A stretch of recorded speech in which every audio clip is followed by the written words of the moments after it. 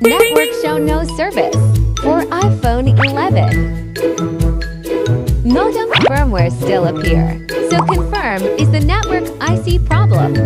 First, let's heat up the motherboard, followed by separate 2 layers of motherboard. Shortage detected at the network IC.